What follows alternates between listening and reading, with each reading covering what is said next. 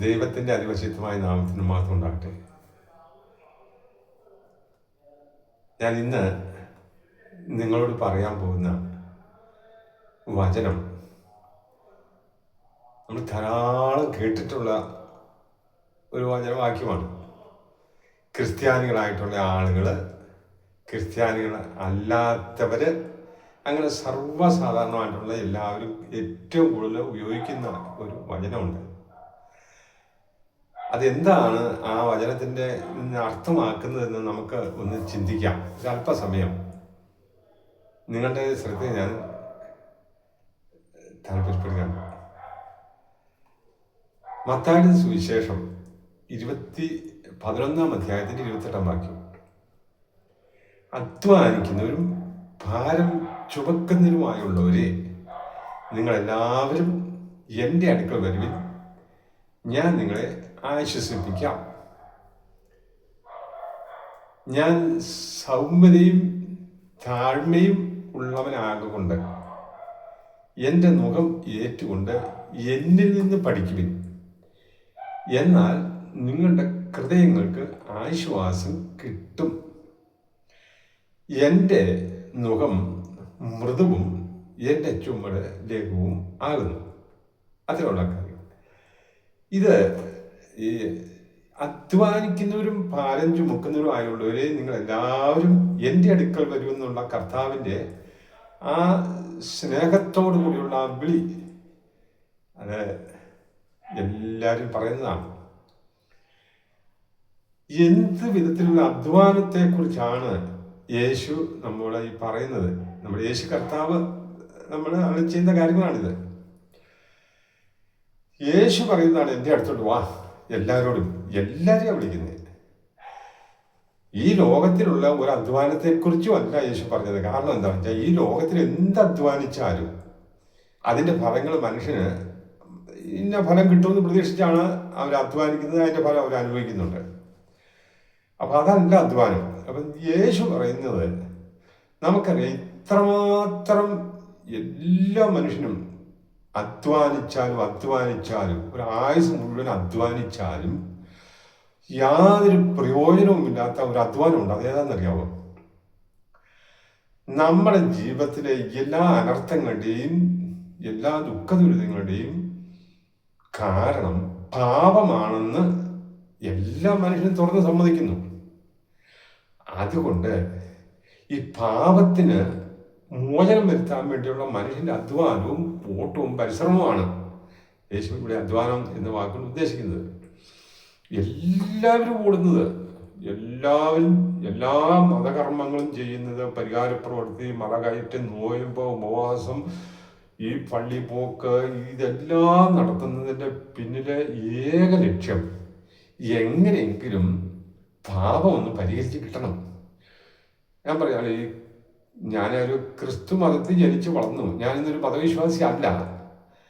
അതുകൊണ്ട് ഞാൻ പറയാണ്, ഇന്ന് ലോകത്തിലെ ഏറ്റവും കൂടുതൽ ആളുകൾ, ക്രിസ്ത്യാനികൾ എന്ന് പറയുന്നവര് മരിക്കുമ്പോഴും പറയും ഞാൻ ഭാവിയാണെന്ന്. ഞാൻ അവരുടെ ആയുസ് മുഴുവൻ അധ്വാനിച്ചിട്ടും അവരുടെ പാപം മോചിച്ച് കിട്ടാൻ അവർക്ക് സാധിച്ചില്ല. അതുകൊണ്ട് പാവിയായ മനുഷ്യൻ നരകത്തിലേ പോവുള്ളൂ.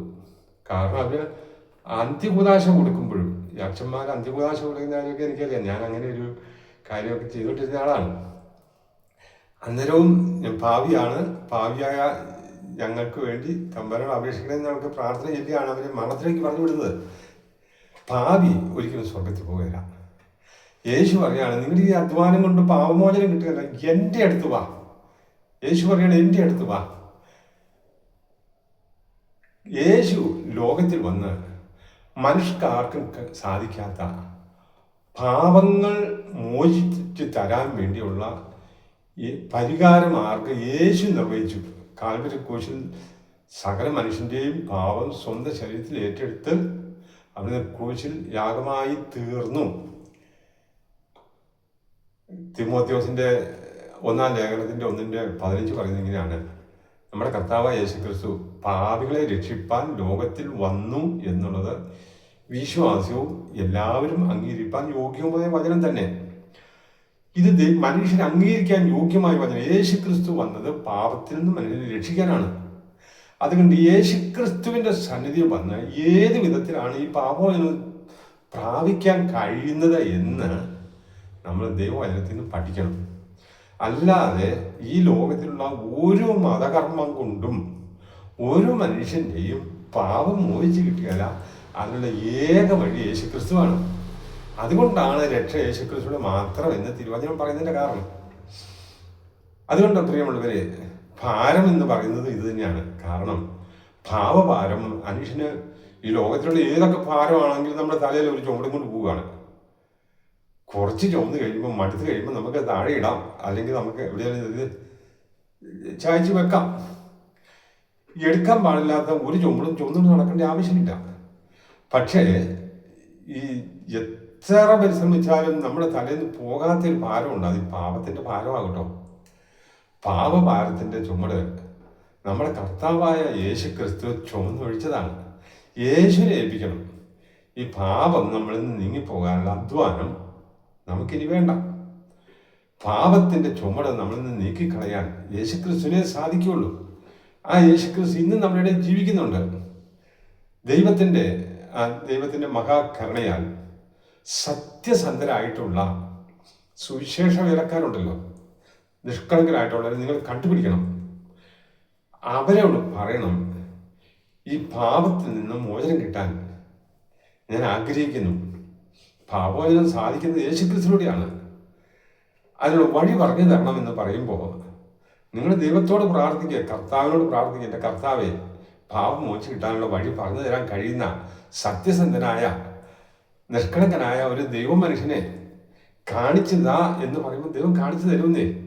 തനമോകമോ മറ്റു പാവപ്രവൃത്തികളോ ഒന്നുമില്ലാതെ, അത്യാഗ്രഹമൊന്നും ഇല്ലാത്ത ഒരു നല്ല മനുഷ്യൻ എനിക്കിത് പറഞ്ഞു തരാനായിട്ട് കാണിച്ചു തരും. നമ്മുടെ കർത്താവ് ഈ യേശുക്രിസ്തുവിന്റെ രക്ഷ സ്വന്തമാക്കിക്കൊണ്ട് എല്ലാവരും സ്വർഗത്തിൽ പോകണമെന്നാണ് നമ്മുടെ കർത്താവ് ആഗ്രഹിക്കുന്നത്.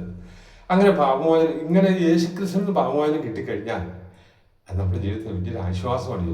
ഇതുവരെ വലിയ ആശ്വാസം പറഞ്ഞറിയിക്കാൻ പറ്റുകയില്ല. കാരണം പാപമില്ലാതെ പിന്നീട് നമുക്ക് നിഷ്കളങ്കമായി വിശുദ്ധമായിട്ട് യേശുവിനെ അനുഗമിച്ച് മുന്നോട്ട് പോകാനായിട്ട് സാധിക്കും. ഈ മനുഷ്യന്റെ ഒരു ബുദ്ധിക്കും കഴിവിനും സാധിക്കാത്ത ഈ പാപഭാരം നീക്കിക്കളഞ്ഞ കർത്താവിനോട് നമുക്ക് അതിരുകളില്ലാത്ത സ്നേഹം ഉണ്ടാകും. ഞാൻ അതിലൂടെയൊക്കെ തന്നെ ആകട്ടെ ഇങ്ങനെ ഈ 24 മണിക്കൂറും ഈ ദൈവത്തെ സേവിച്ച് മുന്നോട്ട് പോകാൻ എന്നെ പ്രേരിപ്പിക്കുന്ന ഒരു കാര്യം. കാരണം ഞാനൊരു കാലത്ത് ഈ ഒരു ക്രിസ്തു മതത്തിൽ ജനിച്ച ആളാണ്. ഞാൻ റോമൻ കത്തോലിക്ക സഭയിലെ അംഗത്വം ഉള്ള ആളായിരുന്നു. പക്ഷേ പാവപരിഹാരത്തിനുമായിട്ട് ഒരുപാട് മറ കയറുകയും നോയമ്പെടുക്കുകയും കുർബാന കാണുകയും എല്ലാം ചെയ്ത ആളാണ്. പക്ഷേ എന്തെല്ലാം ചെയ്താലും പാപമോചനം ഇല്ലാന്ന് ഉറപ്പായപ്പോൾ ഞാൻ അവിടുന്ന് എല്ലാം വിട്ട് ഉപേക്ഷിച്ച് ദൈവത്തിൻ്റെ വഴിയിലേക്ക്, അഥവാ കർത്താവ് യേശുക്രിസ്തുവിനെ ആശ്രയിച്ച് മുന്നോട്ട് വന്ന ഒരു വ്യക്തിയാണ്. അതുകൊണ്ട് ഞാൻ പറയുകയാണ്, നമുക്ക് കർത്താവ് യേശുക്രിസ്തുവിൽ നിന്ന് പാപമോചനം പ്രാപിച്ച് ആ പാപഭാരം നീക്കിക്കളഞ്ഞ് ദൈവ സ്വഭാവത്തിൽ മുന്നോട്ട് പോകാം. പക്ഷെ ഇങ്ങനെ ആയിക്കഴിയുമ്പോൾ കർത്താവ് നമുക്കൊരു പ്രമാണവും നിയമമൊക്കെ തരും. യേശുക്രിസ്തുവിന്റെ ഉപദേശങ്ങളും ചട്ടങ്ങളും അനുസരിച്ച് ജീവിക്കുന്നതിനെയാണ് എൻ്റെ മുഖം വഹിച്ചുകൊണ്ട് എന്നിൽ നിന്ന് പഠിക്കുവിൻ, അഥവാ യേശുക്രിസ്തുവിൽ നിന്ന് പഠിക്കുവിൻ എന്ന് പറയുന്നത്. അയാൾ പറയപ്പെട്ടവരെ, ഇത് വളരെ എളുപ്പമാണ്. ഒരു പിതാവ് തൻ്റെ കൊച്ചുമക്കളോട് ചെയ്യാൻ പറ്റാത്ത എന്തെങ്കിലും കാര്യം പറയുമോ? ഒരിക്കലും പറയല. നമ്മുടെ സ്നേഹവാനായ കർത്താവ് നമുക്ക് ചുമക്കാൻ മേലാത്ത ഒരു കാര്യവും പറയല. ഒരു മതകാര്യങ്ങളും എടുക്കാൻ മേലാത്ത ചുമന്ന് നമ്മൾ ഒരിക്കലും കിടന്ന് കഷ്ടപ്പെടണ്ട. അവിടുന്ന് നമ്മെ ഒരു നാളും ഉപേക്ഷിക്കുകയും കൈവിടുകയും ഇല്ല. അതിന് നമുക്ക് നമ്മുടെ കർത്താവ് യേശുക്രിസ്തു അഭയം പ്രാപിക്കാം. കർത്താവ് നമുക്ക് പാപമോചനം നിത്യം തരട്ടെ. പാപഭാരം നമ്മൾ നിന്ന് ചുമന്ന് നീക്കട്ടെ. ഈ തിരുവചനത്തിൽ പറഞ്ഞിരിക്കുന്ന ഈ അധ്വാനം ലോകത്തിന്റെ അധ്വാനത്തെക്കുറിച്ചല്ല. മനുഷ്യന് എത്ര കാലം അധ്വാനിച്ചാലും പരിഹരിക്കാൻ കഴിയാത്ത പാപമെന്ന മഹാവിപത്തിൽ നിന്ന് നമ്മെ രക്ഷിക്കും എന്ന് കർത്താവ് ഉറപ്പ് തരുന്ന ഒരു വചനമാണ് എന്ന സത്യം നിങ്ങളെ അറിയിക്കുന്നു. തുടർന്ന് നാളെ മുതൽ ഇതേപോലെയുള്ള ദൈവവചനത്തെ സംബന്ധിക്കുന്ന മനോഹരമായ വചനങ്ങൾ തുടർന്നും ഞാൻ സംസാരിക്കുമ്പോൾ നിങ്ങൾ താല്പര്യം കേൾക്കണം എന്ന് ഞാൻ സ്നേഹപൂർവ്വം അപേക്ഷിക്കുകയാണ്. ഞാൻ ഭൂമിയിൽ ഒരു മനുഷ്യനെയും കുറ്റപ്പെടുത്താനോ ഒരു മതത്തിന് വേണ്ടിയോ സംഘടനയ്ക്ക് വേണ്ടിയോ പ്രവർത്തിക്കുന്ന ആളൊന്നുമല്ല. നിഷ്പക്ഷമായി ദൈവം പറയുന്ന ആളാണ്. ദൈവം നമ്മെ ധാരാളം അനുഗ്രഹിക്കട്ടെ. യേശുനാഥൻ.